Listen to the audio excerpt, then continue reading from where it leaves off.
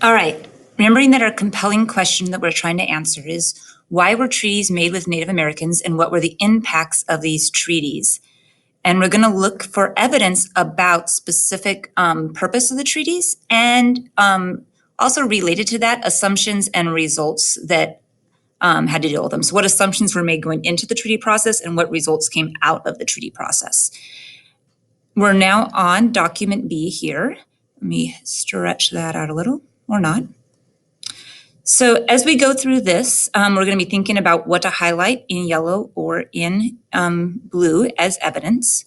By December 1854, Stevens had assembled his treaty commission and was ready to get to work. His first stop on Christmas Eve was at the mouth of Medicine Creek on Puget Sound, a few miles east of Olympia.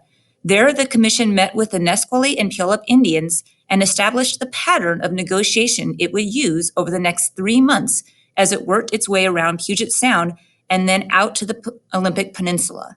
Invitations were sent out to local Indians. Then, as they arrived, advance parties for the commission set up treaty grounds, stocking them with an abundant supply of food. So this is kind of the where and the when. Doesn't really answer our questions yet, though, so we're going to keep going. Commissioners then arrived, and the Indians were gathered together to listen to Stevens welcome them in paternalistic terms that portrayed them as the children of the great white father, and then detailed the treaty offer.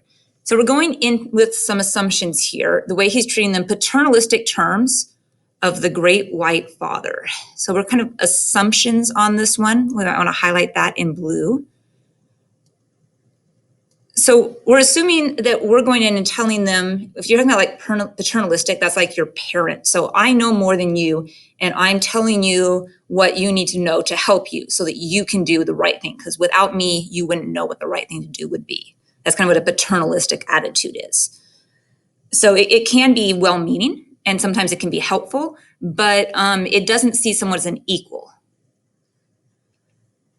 As Stevens did not speak any of the Indian languages in use in Washington, and very few Indians understood English, his speech and their responses went through laborious chains of translation. His words were first translated into Chinook jargon, which we did read about in your focus area, a blend of several Indian languages with French and English that was developed to facilitate trade throughout the Pacific Northwest. And then it was translated into the language or languages used by various Indian tribes at the councils. Indian comments and responses had to go through the same process in reverse. So this can be really difficult. I know I've worked to translate just from one language and back again with students that only spoke one language when they first come to the United States. And it can be really difficult to get ideas across. One tool that we now modernly have is online translators like Google Translate.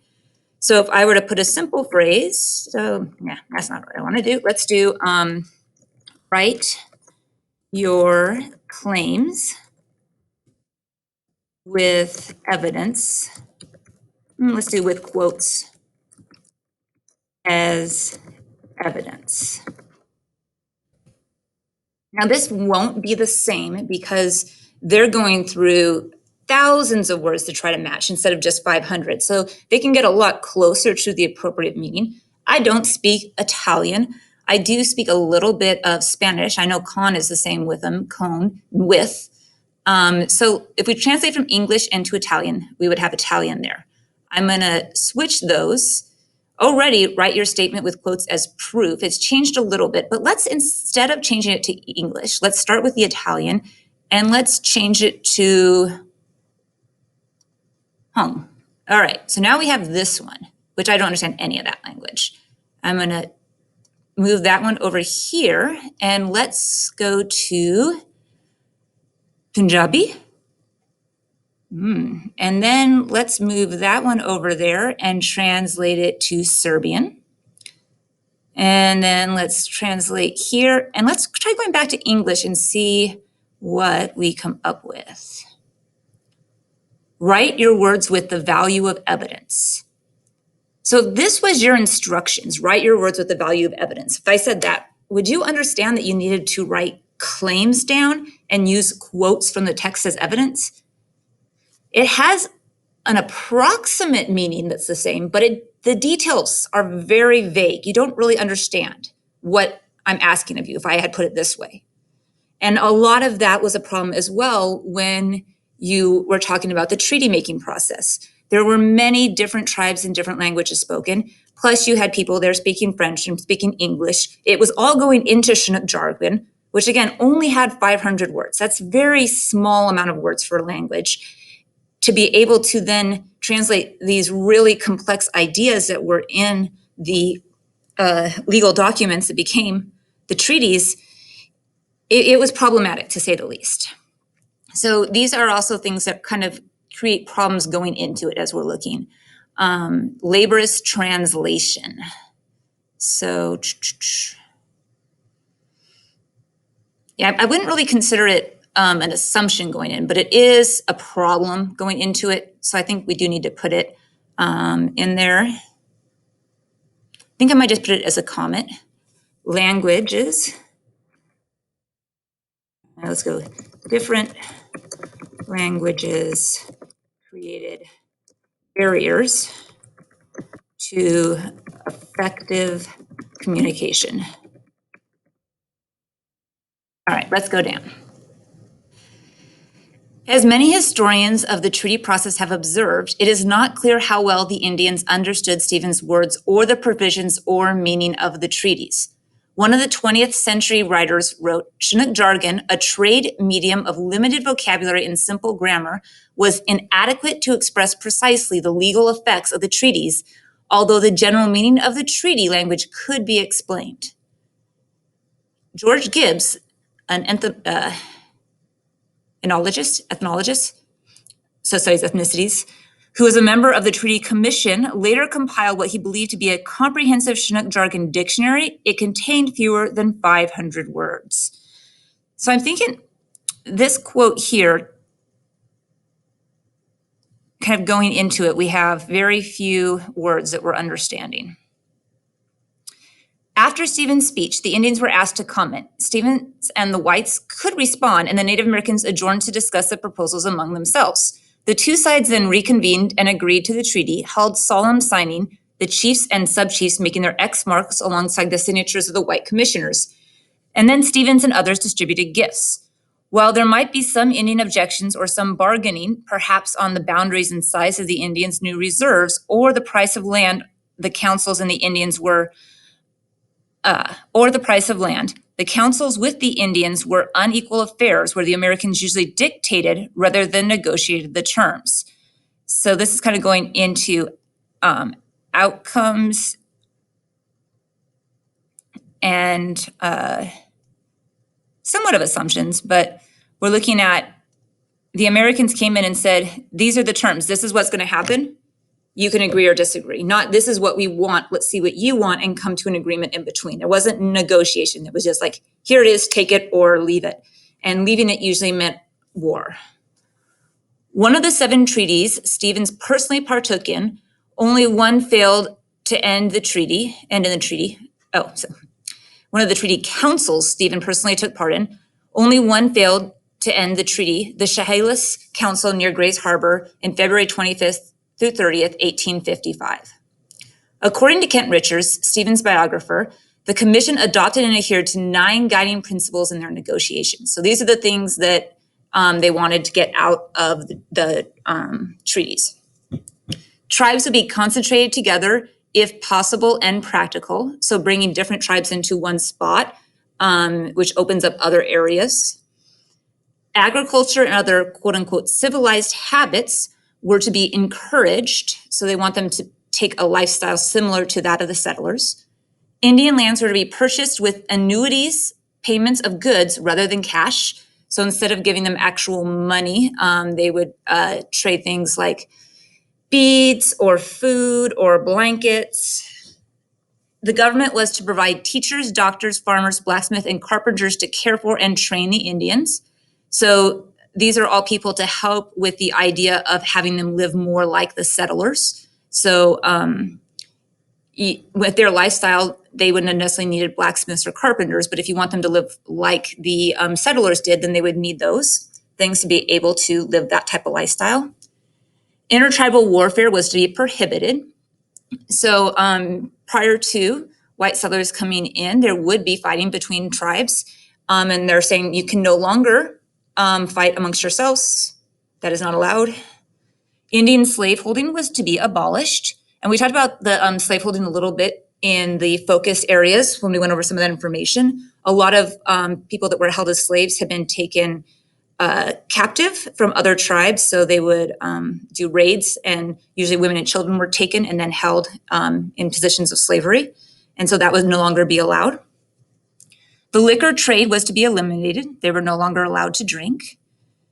Indians were to be allowed to hunt, fish, and gather other traditional foods until they had been fully, again, quote unquote, civilized. So they're saying, well, we'll allow you to feed yourself the way you're used to it until we can get you to live the way that we think you should. The eventual division of reservation land into individual allotments had to be provided for. So the reservations were started off as this big piece of land for the entire tribe, but they're saying eventually we're going to make it small land for individual people instead of community land for everybody. So again, much more of the settlers' viewpoint on how land should be. It's for individuals. So all of these are things that prioritize the settlers' way of life and attempt to have the Indians adopt that way of life, but to do so apart from the settlers themselves on these small pieces of land where they're put together. The 10th principle, overlooked by Richard, was that each treaty needed to include a provision that unilaterally allowed the President of the United States to relocate the Indians to another reservation within the territory. So unilaterally, uni means one, laterally is like lateral line. So it means kind of on their own. So the president could decide without input from anybody, hey, you know what? I need to move this group of Native Americans to a different reservation and put them with somebody else. So it would be kind of like the president deciding that, hey, all the people in Seattle need to be moved to Portland. As Richard notes, most of these principles were both enlightened for the time in that they were provided for a process of gradual assimilation, adapting the settlers' culture, and at the same time incredibly naive. The guidelines assumed that converting Indians to citizen culturist farmers was the best thing to do for the Indians, and that the federal government, its agents, and the Indians' white neighbors would fulfill their treaty obligations. And finally, that the Indians would be persuaded that all of the above were in his best interest. So lots of things to go there, things that we're assuming.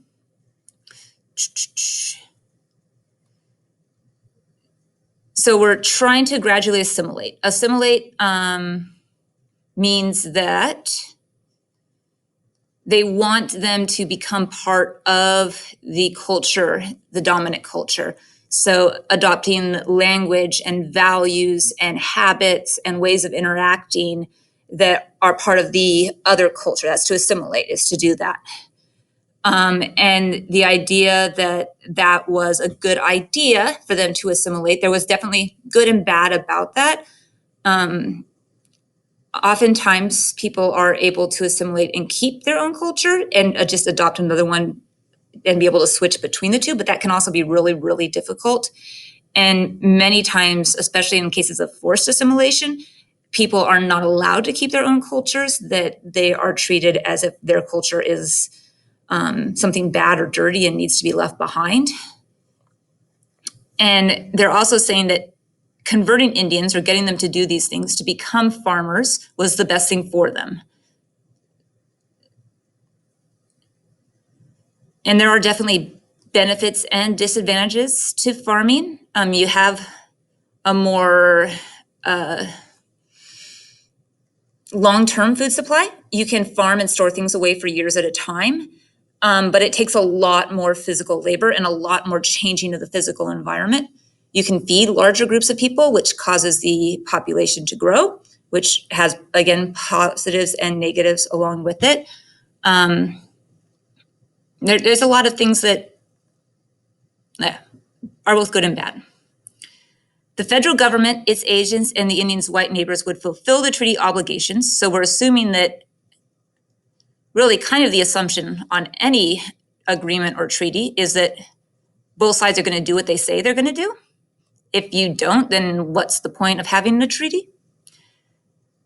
And that finally, the Indians would believe that all these things that were happening to them were good and they were for their best interest. Like when your parents make decisions for you, you want to think that they're doing it because they care about you and they want what's best for you. And often that is the case.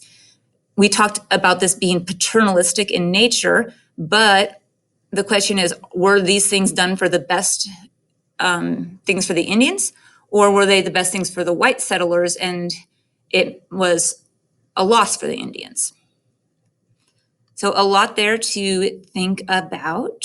You want to go through on your own as well and highlight what you think is important.